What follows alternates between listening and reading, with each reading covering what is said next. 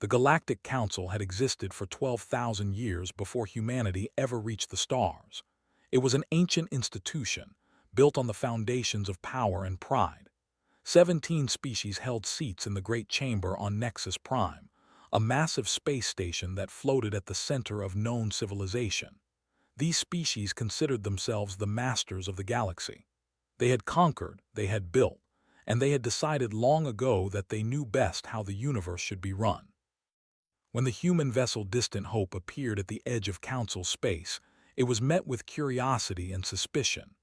The ship was small by galactic standards, carrying only 100 souls across the vast emptiness between stars. But those 100 souls carried with them something the Council had not seen in a very long time. They carried hope. Ambassador Eli Carter was 53 years old when he first set foot on Nexus Prime. He was a tall man with gray hair and kind eyes that had seen both the best and worst of human nature. Beside him walked his aide, a young woman named Lucy Grant who had graduated top of her class in. Together, they represented everything humanity wanted to be in this new chapter of their history. The council chambers were designed to intimidate. The ceiling rose so high that clouds formed near the top. The seats of the 17 elder species were arranged in a massive semicircle, each one elevated to look down upon whoever stood in the center. It was a room built to remind visitors of their insignificance. Eli Carter was not intimidated. He had grown up poor in a small town where people helped each other because that was simply what people did. He had worked his way through school, served his country, and spent 30 years building bridges between nations that had once been enemies. A fancy room full of aliens was not going to make him forget who he was. The High Speaker was named. His body was made of living crystal that caught the light and scattered it in patterns that humans found beautiful but cold. He spoke first, as was his right as the holder of the primary seat. His voice was like wind chimes in a storm. "You are the humans," said. "We have observed your kind for some time. You are young.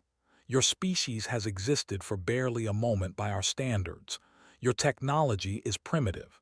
Your understanding of the universe is limited. Tell us why we should allow you into our civilization." Eli Carter smiled.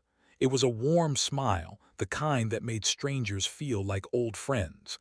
Many of the council members did not understand smiles. They would learn. "High Speaker," Eli began, "we come to you not as conquerors or competitors. We come as neighbors who wish to introduce themselves.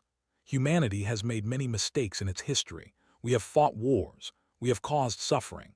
But we have also learned from these mistakes. We have learned that cooperation is stronger than conflict. We have learned that helping others lifts everyone higher. We have learned that the measure of a civilization is not how it treats the powerful, but how it treats the powerless." He paused, looking around at the faces of beings so different from himself. Some had scales. Some had shells. Some were made of light and crystal and things he could not name. But Eli Carter believed with all his heart that somewhere inside each of them was something that could recognize the truth when it heard it. "We offer friendship," he continued. "We offer partnership. We offer the promise that whenever you need help, humans will answer the call. This is not a transaction. We do not expect anything in return. This is simply who we are." The chamber filled with sounds that the translation software identified as laughter. The beings whose bodies clicked and buzzed when they communicated made noises of mockery. The massive reptilian warriors who respected only strength rumbled with what might have been amusement. Only a few species remained silent, watching the human ambassador with expressions that were difficult to read. Raised a crystalline hand for silence. "Your words are pleasant, human, but words are easy. Actions are what matter. The Council has decided to grant your species provisional membership. You will be given territory on the outer rim far from the core worlds. You will be subject to trade restrictions until you have proven your worth. You will not speak in council sessions unless directly addressed.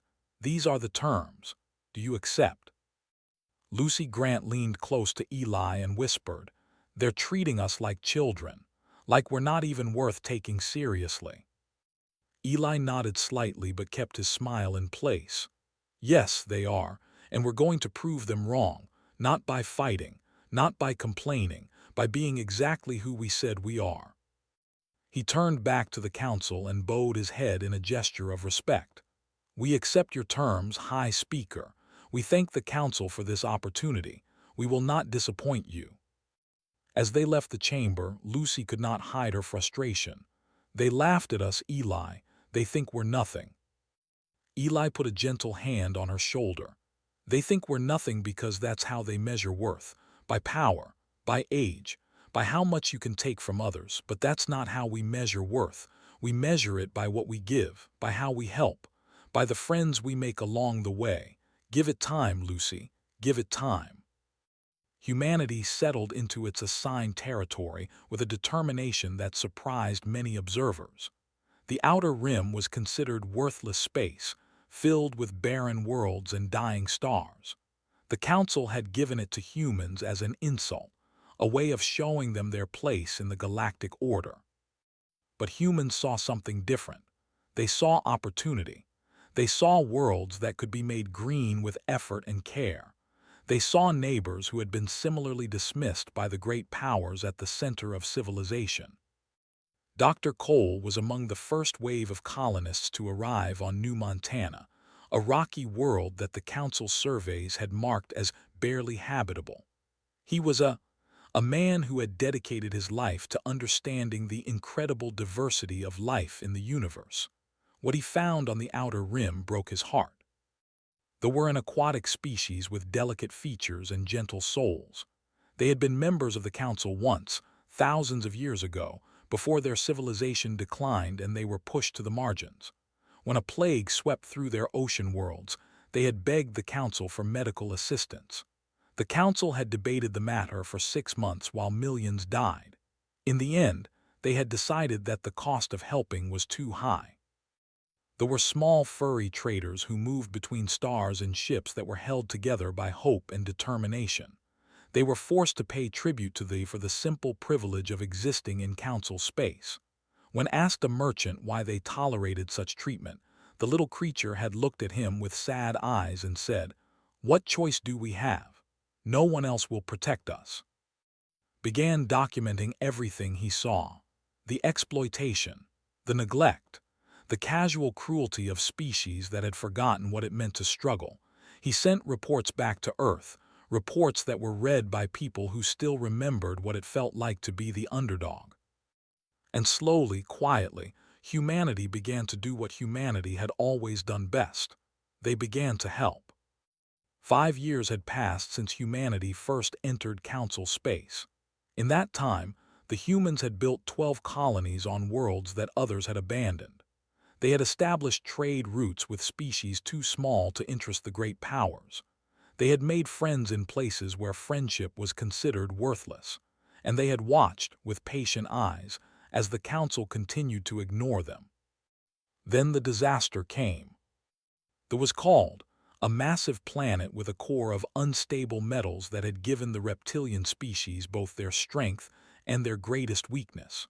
For they had built their cities underground, carving vast caverns from the living rock. Their civilization was a monument to power and endurance. On the day the earthquakes began, over 2 billion lived in those underground cities. The seismic event was unlike anything in recorded history. The planet itself seemed to be tearing apart from the inside. Buildings that had stood for 10,000 years crumbled in minutes. Tunnels collapsed. Emergency systems failed. And millions found themselves trapped beneath countless tons of rubble, waiting for rescue that might never come. The council convened an emergency session. They calculated the cost of a rescue mission and found it excessive. They debated the political implications of helping their rivals. Other species watched and waited to see which way the wind would blow. They debated for 3 days while they died. Admiral Grace was aboard the human vessel Morning Star when she received the news. She was a small woman with sharp eyes and a reputation for making decisions that others were afraid to make. She had commanded ships in human conflicts before joining the fleet, and she understood something that the council had forgotten. She understood that sometimes you simply had to act. "Set course for," she ordered. "All ships in the humanitarian fleet are to follow. We're not waiting for permission." Her executive officer, a young man named Danny Marsh, looked at her with concern. "Admiral, the council hasn't authorized any intervention. If we go in without approval, there could be consequences." Grace turned to face him. Her eyes were calm, but her voice carried an edge of steel. "Danny, there are people dying right now. Not humans, not our allies, just people who need help. If we wait for a bunch of politicians to finish their debates, those people will be dead. I would rather face consequences than live with the knowledge that I could have helped and chose not to." The human fleet arrived in space 47 hours later. They found a world in chaos. The skies were dark with ash and dust. Communication networks had collapsed. The military, proud warriors who had never asked anyone for help, stood helpless as their civilization crumbled around them. Grace opened a channel to broadcast on all frequencies. "This is Admiral Grace of the United Human Fleet. We are here to help. We have medical supplies, rescue equipment, and personnel ready to deploy. Please direct us to where we are needed most." The silence that followed lasted almost a full minute. Then a voice, rough with emotion, responded. "Human Admiral, why are you here? We have shown your kind no friendship. We laughed when you asked for acceptance. Why would you help us?"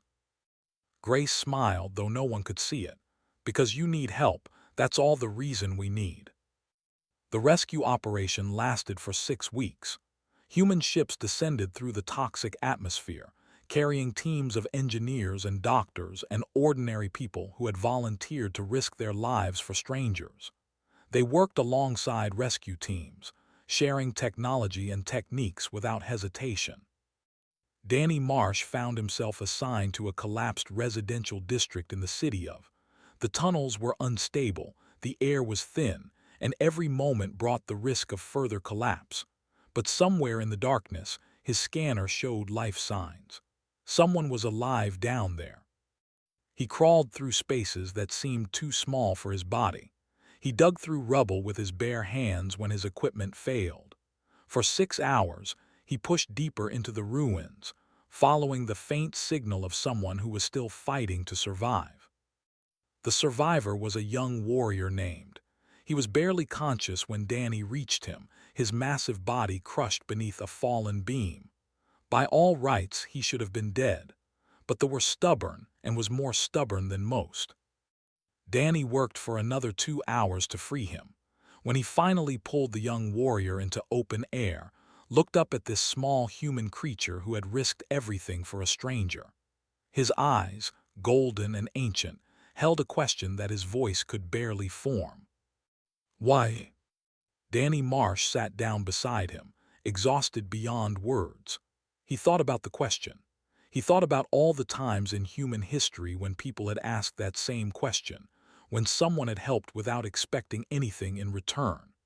He thought about his grandmother, who had survived a flood by holding onto a stranger's hand, and who had spent the rest of her life telling him that kindness was the only thing that made life worth living.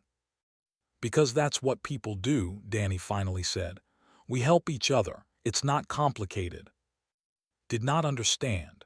Not yet, but he would remember those words for the rest of his very long life. When the rescue operation ended, the humans had saved over 3 million lives. They had asked for nothing in return. They had not even sent a bill for the supplies they had used. The council was furious. Summoned the human ambassador for an official reprimand. Lucy Grant, who had taken over diplomatic duties while Eli Carter recovered from an illness, stood in the center of the great chamber and listened to the accusations. The humans had violated council protocols. They had entered space without authorization. They had provided aid without council approval. They had undermined the political balance of the region. Lucy let them finish. Then she spoke, her voice clear and steady. "High Speaker, the council spent 3 days debating whether to help while millions of people died. We spent 3 days flying to save them. You talk about protocols and procedures and political balance. We talk about lives, real lives, people with families and dreams and futures. If your protocols say that those lives are less important than paperwork, then I think perhaps your protocols need to change. The chamber erupted in anger.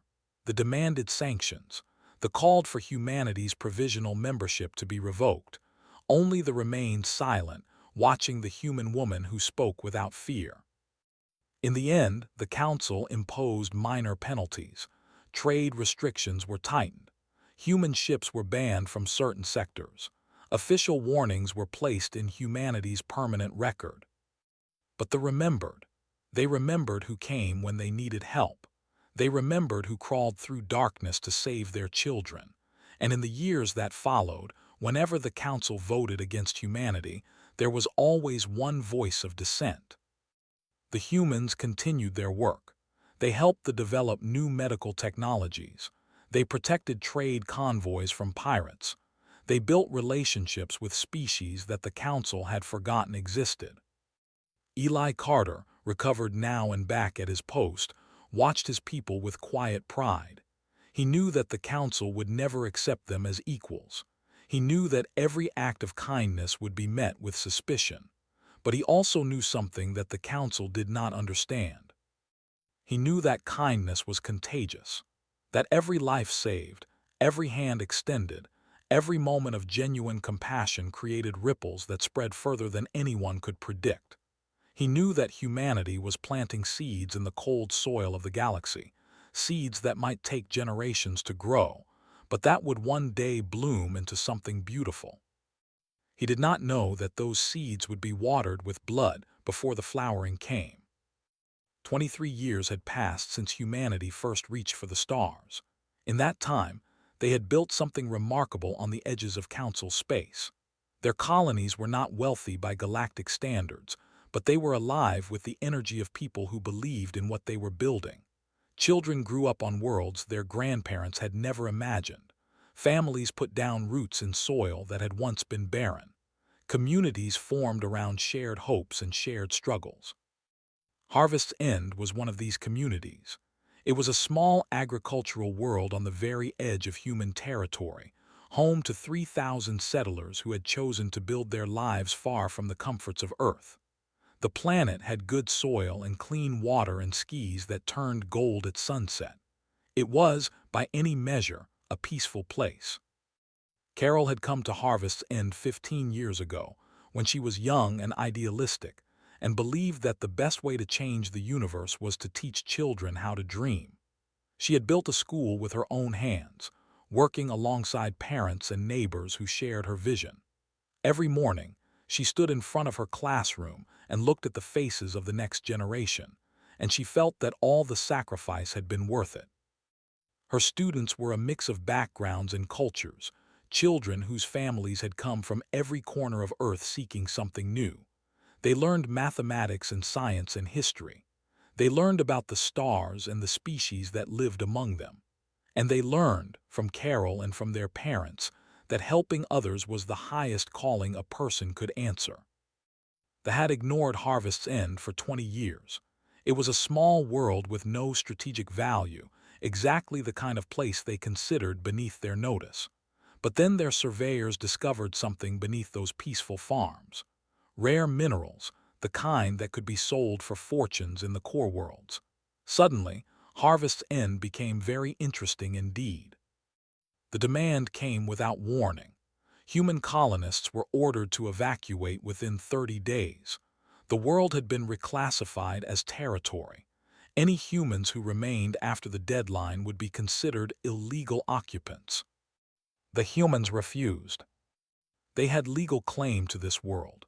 It was within the territory assigned to them by the council itself. They had built homes here, raised children here, buried their dead here. They would not abandon everything because someone had found something valuable under their feet. Ambassador Lucy Grant, who had grown gray in the service of her species, brought the matter before the council. She presented documents and treaties and the clear record of human settlement. She spoke of families and communities and the fundamental right of people to live on land they had cultivated with their own hands. The council voted 16-1 in favor of the claim. Only the dissented, still holding the primary seat after all these years, delivered the verdict without emotion. The matter is settled. The humans will evacuate. The council has spoken. Lucy Grant looked at the crystalline being who had dismissed her people so casually. She thought of all the years she had spent trying to build bridges, trying to prove that humanity deserved a place in the galactic community. She thought of Eli Carter, who had died 3 years ago, still believing that kindness would eventually triumph. "You are making a terrible mistake," she said quietly. "Not because of what this means for us, because of what this means for you. There will come a day when you need someone to help you, and you will look around and find that you have driven away everyone who might have answered. I hope that day comes soon enough for you to learn from it." She left the chamber and did not look back. The evacuation deadline was still 2 weeks away when the fleet arrived. 12 warships dropped out of faster-than-light travel in the skies above Harvest's End. They did not issue warnings. They did not wait for surrender. They simply began firing. Carol was teaching her morning class when the first orbital strike hit the colony's main settlement. The ground shook so violently that children fell from their seats. Through the window, Carol could see a column of fire rising where the administrative building had stood moments before. She did not panic. She had trained for emergencies, as all frontier teachers did. She gathered her students quickly, counting heads, making sure no one was left behind. The school had an emergency shelter in the basement, reinforced against exactly this kind of attack. "Everyone follow me," she said, keeping her voice calm even as more explosions shook the world. "Stay together. Hold hands if you need to. We're going to be okay." 12 children followed her down the stairs. 12 children trusted her to keep them safe. She could hear the bombs falling closer now, could feel the heat of fires spreading across the settlement. The shelter door was ahead, heavy metal that could withstand almost anything. The ceiling collapsed when she was 3 steps from safety. Carol pushed the children through the door with strength she did not know she had. She saw them tumble into the shelter, saw the last one turn to reach for her hand. Then the rubble came down, and she used her body to shield the doorway, to make sure it stayed open long enough for that heavy door to seal. The children survived, all 12 of them. They huddled in the darkness and listened to the world end above them, and they survived because a woman who loved them had given everything she had. Carol did not survive. 800 humans died in the attack on Harvest's End. Men and women and children who had done nothing wrong, who had simply wanted to build lives in peace. The survivors were rounded up by soldiers and placed in holding facilities that were designed to humiliate as much as contain. When the news reached Earth, the world went silent. There were no angry broadcasts, no calls for revenge, no declarations of war. The human government released a single statement acknowledging the loss of life and then said nothing more. Human ships across the galaxy stopped moving. Human frequencies went quiet. Even the colonies, always buzzing with activity, fell into a strange and terrible stillness. The Council interpreted this silence as defeat. They congratulated themselves on having finally taught the upstart species its place. They celebrated their acquisition of valuable territory and laughed about the foolish humans who had thought they could stand against the will of the Council. They did not understand human silence. On Earth, in chambers that had seen humanity through its darkest hours, a decision was being made. Not a decision for war, as the Council expected. Not a decision for revenge, as many humans privately wanted. Something different. Something that the species of the Council could not have predicted because they did not understand what humanity truly valued. The vote was taken in absolute silence. Every nation on Earth was represented. Every colony sent their voice. And when the count was finished, it was unanimous. Humanity would leave. Not just Harvest's End, not just Council space, everything. All the trade agreements would be terminated, all the diplomatic relationships would be severed, all the humanitarian missions would be recalled. Humanity would turn its back on the galaxy that had rejected them and find their own path among the distant stars. Ambassador Lucy Grant was given the task of delivering the message. She recorded it alone, in a small room, with nothing but her grief and her memories for company. "You taught us what you truly are," she said to the camera, to the council, to the galaxy that had never wanted them. "We came to you with open hands and you slapped them away. We came to you with friendship and you answered with contempt. We came to you with help and you responded with murder. So now we will give you what you have always wanted. We will leave you alone, completely, forever." She paused, and in that pause was the weight of 23 years of rejection. Remember this moment. Remember it when the silence becomes unbearable. Remember it when you need someone and find no one willing to answer. Remember that you chose this. You chose to drive away the only species that ever offered you kindness without expecting anything in return. Live with that choice. We will not be back to remind you. The message was loaded into a diplomatic drone and sent to Nexus Prime. When it arrived, it delivered its contents and then destroyed itself, leaving nothing behind but the echo of words that would haunt the Council for generations. In stillness, humanity left, and the galaxy they left behind would never be the same.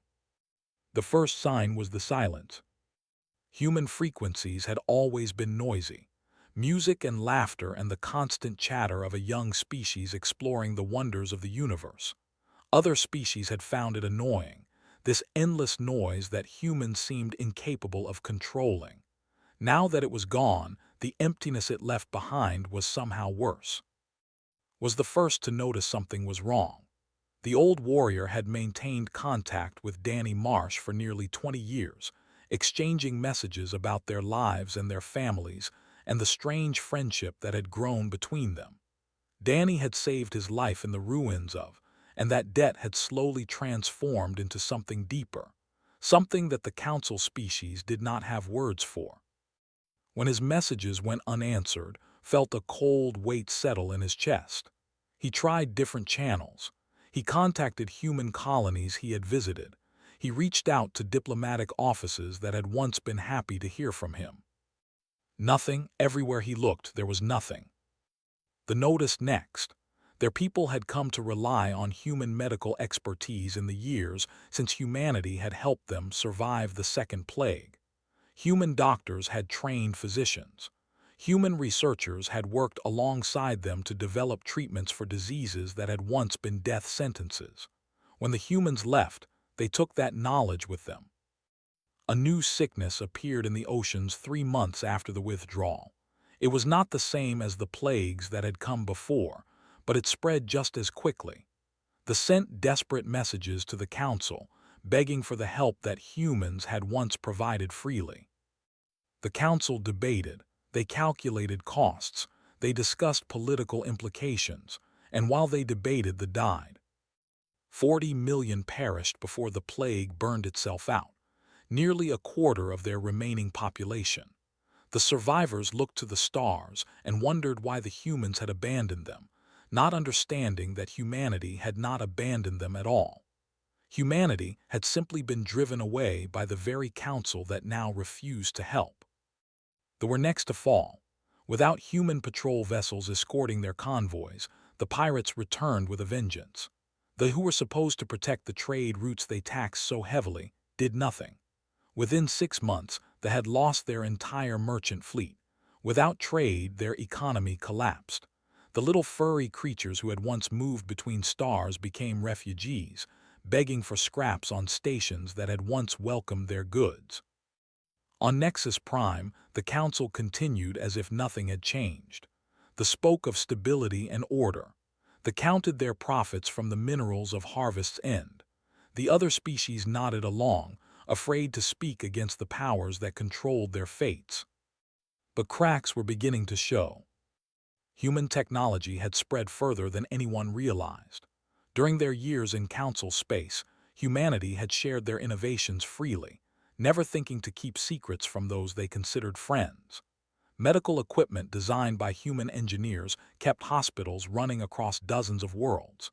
Agricultural techniques developed on human colonies fed billions. Communication systems built on human designs connected civilizations that had barely spoken to each other before. Now that technology began to fail. It was not sabotage. The humans had not planted hidden weaknesses in their gifts.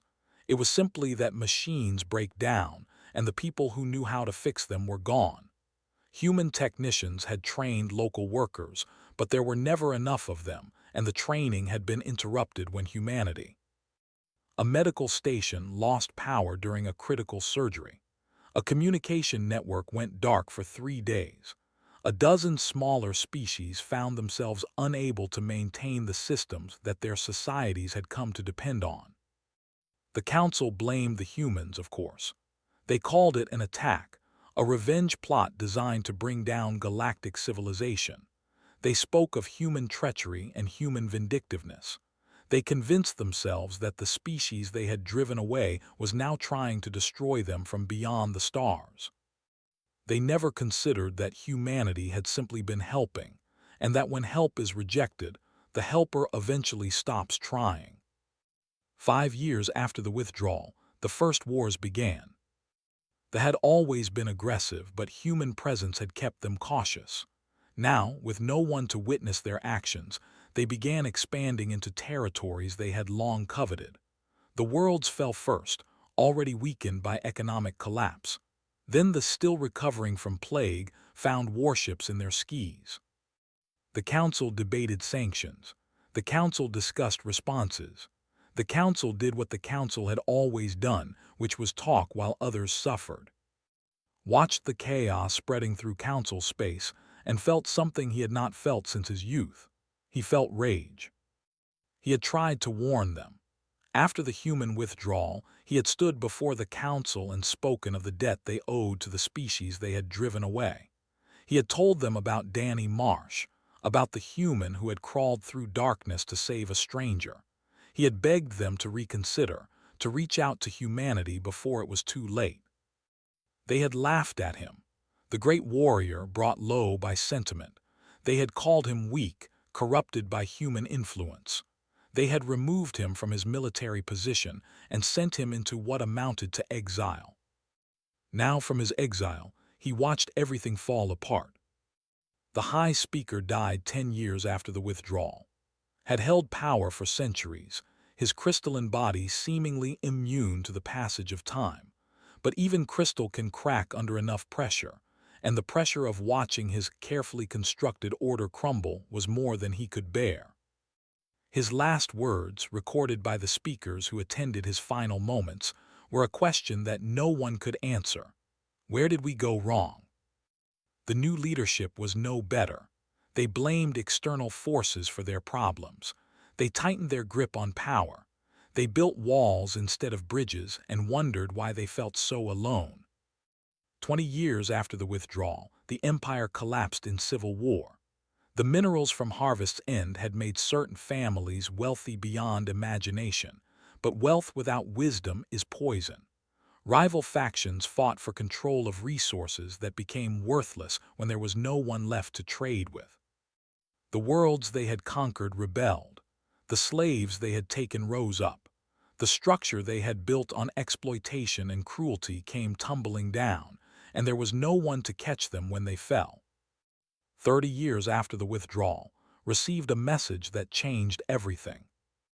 It came through channels he had thought long dead, frequencies that had been silent for decades. The voice on the other end was old and tired but instantly recognizable. "It's Danny. I don't know if this will reach you. I don't know if you're still alive, but I wanted you to know that we made it. We found new worlds far from council space. We built new homes. We're okay." The old warrior listened to the message again and again, tears streaming down his scaled face. His friend was alive. Humanity was alive. "We heard about what happened to the council," Danny's voice continued. "We heard about the wars and the plagues and the collapse, Part of me wants to say they deserved it. Part of me remembers all the times they laughed at us, all the times they told us we didn't belong. But mostly, I just feel sad. We tried so hard to show them a better way. We really believed that if we just kept helping, kept being kind, eventually they would understand. There was a long pause on the recording. When Danny spoke again, his voice was heavy with emotion. I guess we were wrong. I guess some people just don't want to be helped. But we haven't forgotten. We haven't forgotten the friends we made. If you ever need us, truly need us, find a way to let us know. We'll answer. That's still who we are. That's still who we'll always be. The message ended. Sat alone in the darkness of his exile and wept for everything that had been lost. And somewhere in the distant stars, humanity waited. They had not forgotten. They had not changed.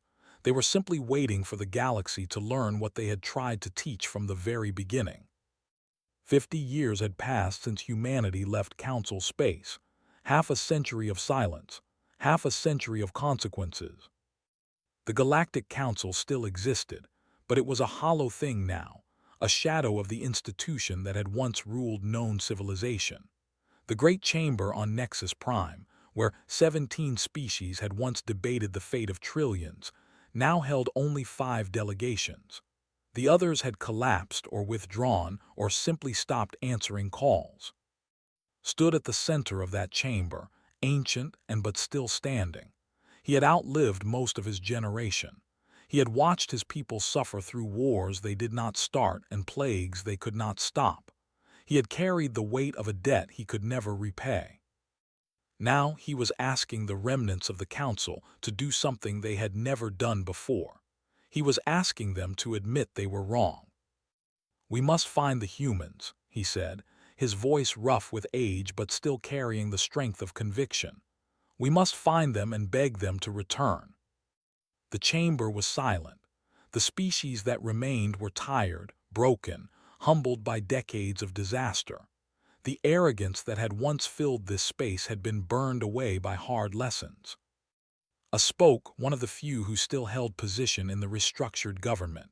Her crystalline body was dim, nothing like the brilliant light that had once projected. "Why would they return? We drove them away. We killed their people. We laughed at their kindness. What could we possibly offer that would make them forget what we did?" Shook his great head.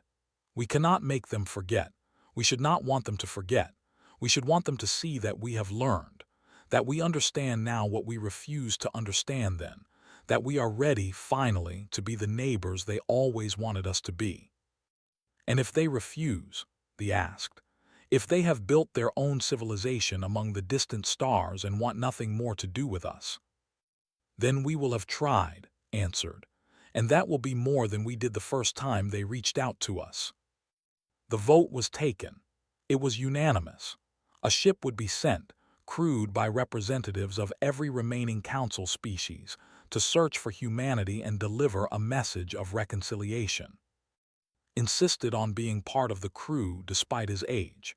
He had one more journey left in him, and he could think of no better way to spend it than looking for the friend he had not seen in decades. The ship was small and humble, nothing like the warships that had once enforced council will across the galaxy.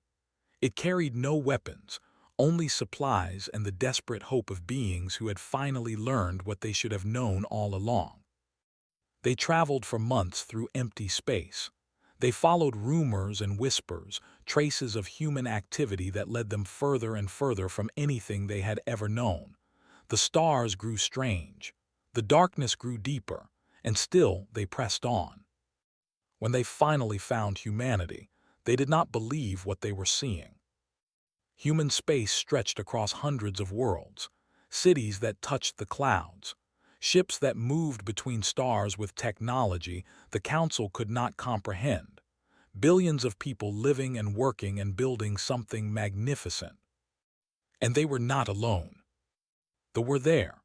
The survivors of the plagues had found their way to human space, welcomed with open arms by the species that had helped them when no one else would. They had rebuilt their civilization under human guidance, their ocean cities now thriving in ways they had never imagined. though were there. The remnants of the trader species had been given ships and routes and the freedom to do what they loved without fear of pirates or tribute. Their merchant fleets now connected human worlds the way they had once connected council space. Dozens of other species had found homes among the humans, the forgotten and the dismissed, the exploited and the abandoned. All of them had been welcomed. All of them had been helped. All of them had become part of something greater than themselves. The council delegation was met by a human woman who introduced herself as Secretary Victoria. She was tall and composed, with eyes that held both warmth and steel. She listened to their pleas without interruption, her expression unreadable. Spoke last. He told her about Danny Marsh, about the rescue that had changed his life. He told her about the message he had received 30 years ago, the promise that humanity would answer if they were ever truly needed. He told her that the council was broken, that the galaxy was falling apart, that they needed help more than they had ever needed anything. When he finished, Victoria was silent for a long moment.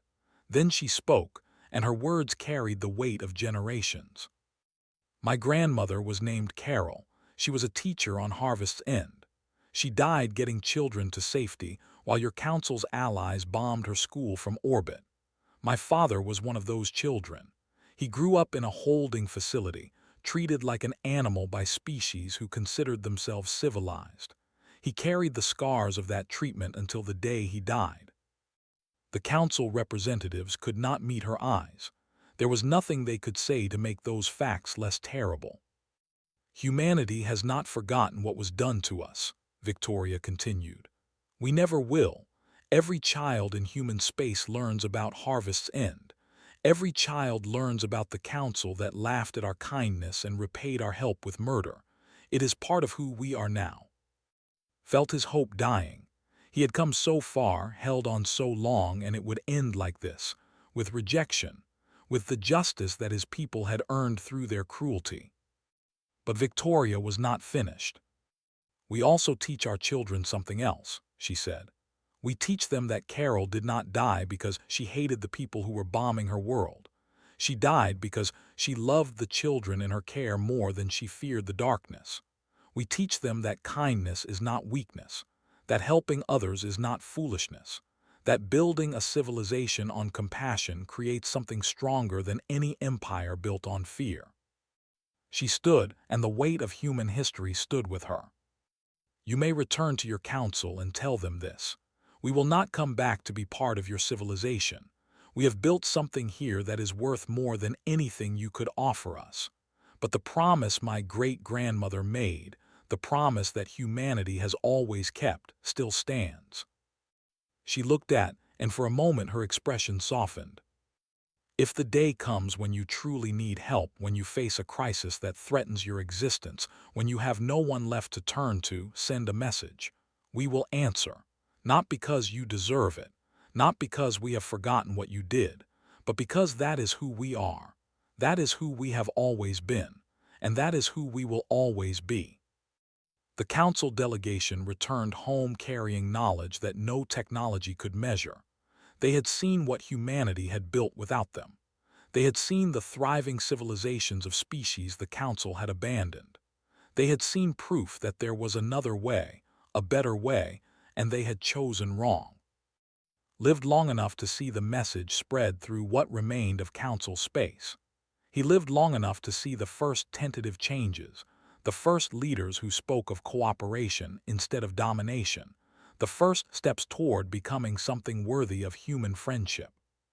He died peacefully, surrounded by young who had grown up hearing his stories about the small human who had crawled through darkness to save a stranger. His last words were a message for Danny Marsh, though he knew his friend had probably passed long ago.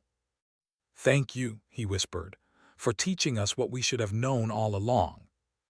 In the great chamber on Nexus Prime, a memorial was erected, not to the council, not to the species that had ruled the galaxy, but to the humans who had offered friendship and been rejected. It stood as a reminder of what had been lost and what might someday, if they proved worthy, be found again. And in the distant stars, humanity continued to build.